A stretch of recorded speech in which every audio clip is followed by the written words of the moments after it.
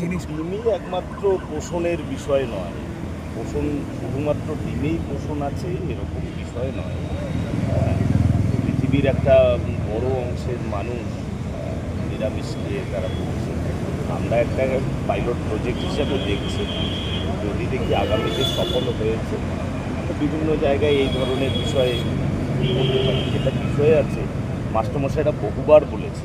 আমি নিজেও স্কুলে ছিলাম যে মিড ডে মিল চালানোটা খুব অসুবিধের অনেক ক্ষেত্রেই।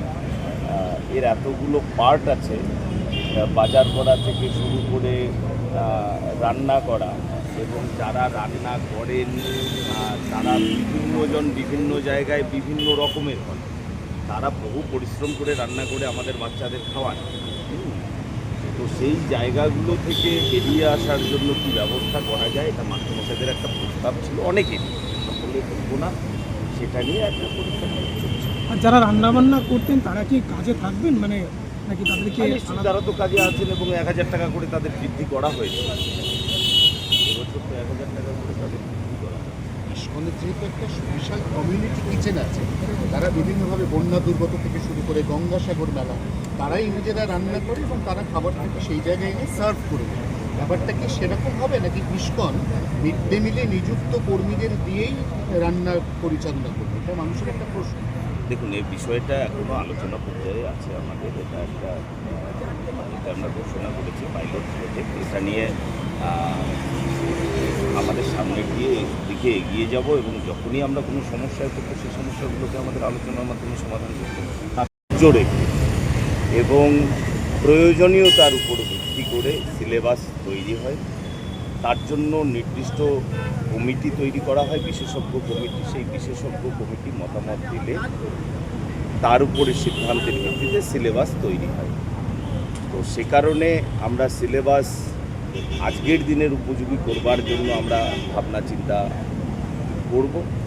তখন বিশেষজ্ঞ কমিটি তৈরি হবে এবং তাদের যদি সুপারিশ থাকে সেগুলো নিয়ে সিদ্ধান্ত হলে তবেই এর অন্তর্ভুক্ত হবে।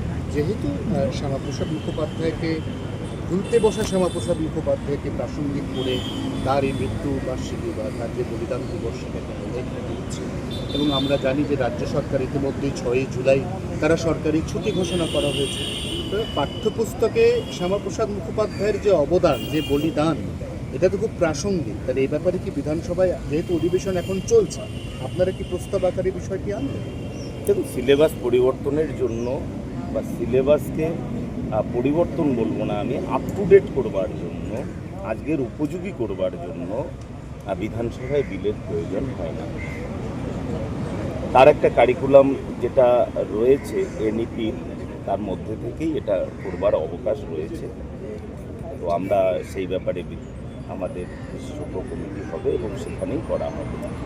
আর যেটা বিষয় আপনি বললেন যে বঙ্কিমচন্দ্র বহু আগে বলে গিয়েছিলেন যে ইতিহাস বিস্মৃত জাতির কোনো রক্ষা নেই, আর কি, তারা টিকতে পারে না। তো আমরাও ইতিহাস ভুলতে বসেছি। বিভিন্ন ইতিহাসে দেখা যায় আমাদের কাছে বীরত্বে পূজা, মানে বীর পূজা করি আমরা। বেচারাম মান্না, বেচারাম তিনি নিজেও হয়তো বিব্রত, জানি না, কিন্তু বিভিন্ন চেয়েছিলেন তাই হয়েছিলেন। তো আমরা ইতিহাসকে ইতিহাসের জায়গায় রাখি।